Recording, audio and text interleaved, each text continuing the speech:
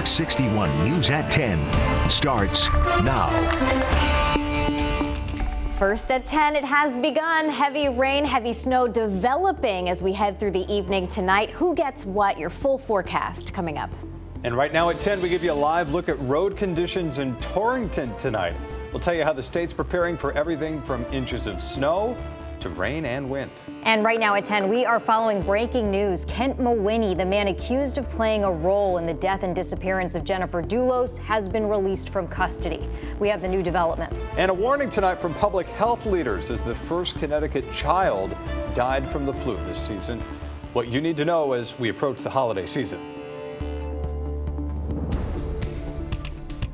But we start things off here at 10 with a weather watch alert as a winter storm is dropping all types of precipitation across Connecticut. Northern Litchfield County is under a winter storm warning, and up to a foot of snow could fall there. No snow on the shoreline, but cities and towns there bracing for flooding and power outages from high winds and lots of rain. Good evening, I'm Ben Goldman. And I'm Jen Bernstein. Thank you so much for joining us tonight. Here's a live look at the conditions all across Connecticut. You can see how different parts of the state you're seeing different things. It's raining in New Haven, at Mohegan Sun and Uncasville, same thing. While Hartford, we're hearing, is seeing a mix. And Torrington also rain tonight, but we are expecting snow there at some point. Let's take a look at the roads in Torrington from the Fox 61 Storm Tracker. Our Gabby Molina has been checking out the conditions in the Litchfield Hills all evening for us. She's going to join us in just a couple of minutes, but you can see rain coming down there for now. All right, first, Chief Meteorologist Rachel Frank begins our team coverage. Rachel, this storm looks different depending on where you are, right? Yeah, we have such a small state, but such big differences in weather over even small geographical areas. I want to start, I know this is really hard to see. I got excited because it's the first video of flakes that I've seen tonight. This is from Josh W. in Goshen. You could see some flakes were flying there. For most of the state, we want to stress, this is a rain and wind event with little or no accumulation. But for the Northwest Hills, this could be a sizable snow event. So check it out. The timing of it is now all the way through late Friday night. Let's start with most of the state. Heavy rain, gusty winds, a wind advisory in effect for the Connecticut shoreline with wet roads, big puddles for the morning commute tomorrow, those gusty winds as well. But in the Northwest Hills, we could see quite a bit of snow and the chance for heavy wet snow that could weigh down things like trees and power lines and cause issues for schools, especially in towns above 1,000 feet in elevation. And here's a look at where we are seeing some snow right now. Down in elevation in Torrington, you can see Gabby in an area where it's rain, but as soon as you head up, it's snowing in Goshen, it's snowing in Norfolk right now. And if we widen out the picture more, it's not just snow that's the story, it's absolutely pouring right now for the New Haven area through Brantford and Guilford. And there's a lot more of this storm that we have to get through, again, not just through the evening tonight, but through the day tomorrow as well. There is going to be a very sharp cutoff in snowfall totals from a lot to nothing at all, and it all has to do with elevation. Not expecting any accumulation in the Hartford area, but as soon as you head up in elevation in Canton or Burlington, those snowfall totals start to go up and up and up. We're going to take you through the future radar for this storm, tell you what it means as we head into the weekend. Full forecast coming up. All right, as Rachel mentioned, the Litchfield Hills are seeing a vast majority of the snow from the storm tonight. Yeah, some towns could see up to a foot of snow, especially in higher elevation. So let's get over to Fox 61's Gabby Molina. She joins us live in Torrington, where she's been checking out those road conditions in the storm tracker. And Gabby, you're seeing rain right now there, right? Yeah, that's right, guys. It's raining right now. It started probably about a half hour ago, but it is a pretty heavy rain at this point. I will tell you it's about 35 degrees here right now, so we're not seeing any sort of mix just yet. I'll give you a look at the roads here. Very wet out here, but we haven't seen much snow yet. And this is really the second round of rain that we've seen tonight. Earlier in the evening, we saw a little bit of rain, but it is definitely much heavier now. But of course, this part of the state is expected to see the most snow from the storm, and the people here say that that's not anything they're not used to. The calm before the storm Thursday as people made their way home for the night. Dry roads with some remnants of this weekend snow before more snow moves in. We got shovels ready to go and snow blowers ready to go and gasoline's ready to go, so we're all set. While most of the state is expecting a rainy Friday, Typical of the Northwest Hills, people here could be seeing up to a foot of snow. It's snow, you know, it's Northwest Hills of Connecticut. You either like it or you don't. It's New England.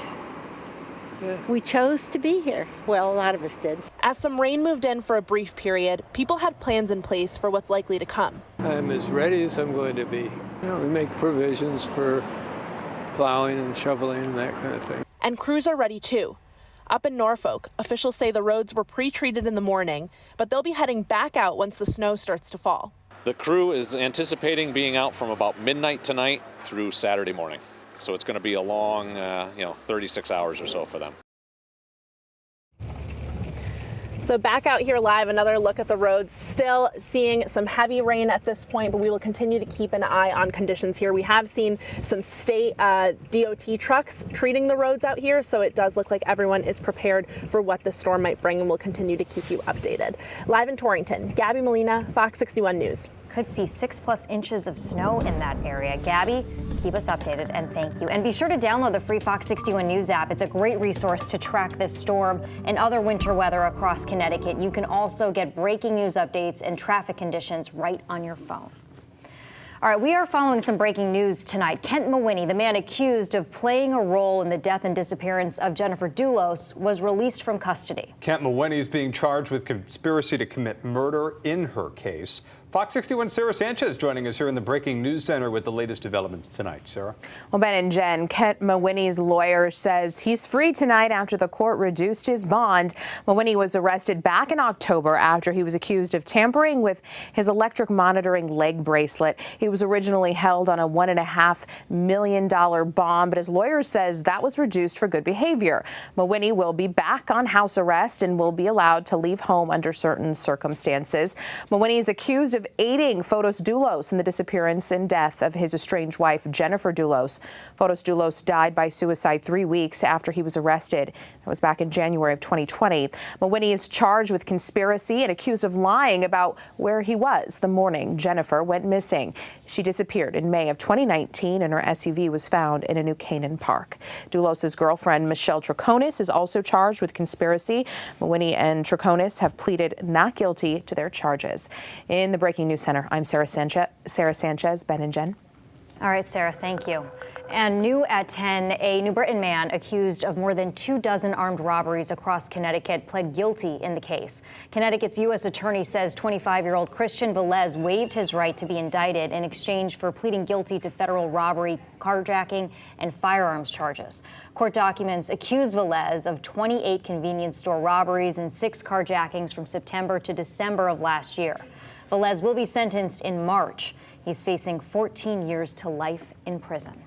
Also new at 10, in your health watch, the state's public health commissioner is warning all of us about the flu after some really tough news tonight, the first child death from the virus in Connecticut this season. This comes as the state warns about an early start to flu season, along with ongoing concerns about high numbers of COVID-19 and RSV cases. Fox 61's DeAndrea Turner joins us in studio with the warning from doctors with the holidays approaching. DeAndrea. Well, Ben and Jen, as we're getting closer to Christmas, health officials are now urging people to use certain precautions that we're really used to, but they want people to get used to it again as we're gathering for the holiday season. Wear the mask, wash your hands often, and also making sure that you are in places with proper ventilation. We've heard this before with COVID-19. Now health experts are sending an urgent message as flu cases are rising. This is probably one of the worst seasons I've ever seen. I graduated medical school in 1991. I've done pediatrics since then. And this is definitely one of the worst flu seasons. 17 adults and now 1 child has died in the state from flu this season. The Connecticut Department of Public Health says that the child was between the ages of under 1 year old and 9 years old and from New Haven County. We have seen multiple viruses circulating, which includes flu cases, which has literally been 100% increase in comparison to the last 2 years. The flu is joined with other illnesses like RSV and the ever-present COVID-19 this winter, prompting health officials to encourage people to get their shots and boosters. Where families, as they gather together, just making sure that they are vaccinated with additional doses, including flu vaccines to help protect themselves and others. And now officials tell me that everyone 6 months and older should get their flu vaccines. In the studio, DeAndrea Turner, Fox 61 News. DeAndrea, thank you. Moving on, a police officer in Old Saybrook is on paid leave tonight after he's accused of using a computer database to look up information about a woman that he was interested in. 30-year-old officer Josh Zarbo was arrested and charged with third-degree computer crime. The arrest warrant says that he ran the woman's license plate over dispatch while outside of a Walmart on Black Friday. He eventually found her name and sent her a follow request on Instagram. The woman works at a store owned by the town's fire chief, who heard her name mentioned over the scanner. The fire chief then asked the police chief about it. If it had not been for someone listening to the dispatch radio, this likely would never have been picked up. So it shows an alarming lack of oversight. Zarbo's free on $5,000 bond tonight. A Waterbury man wanted in a homicide was arrested down in Florida. Clarence Rhodes is facing charges in connection with the death of Xavier Pellet on Halloween. Pellet was shot on Willow Street in Waterbury and later died at the hospital. Rhodes is being held on almost $2.5 million bond.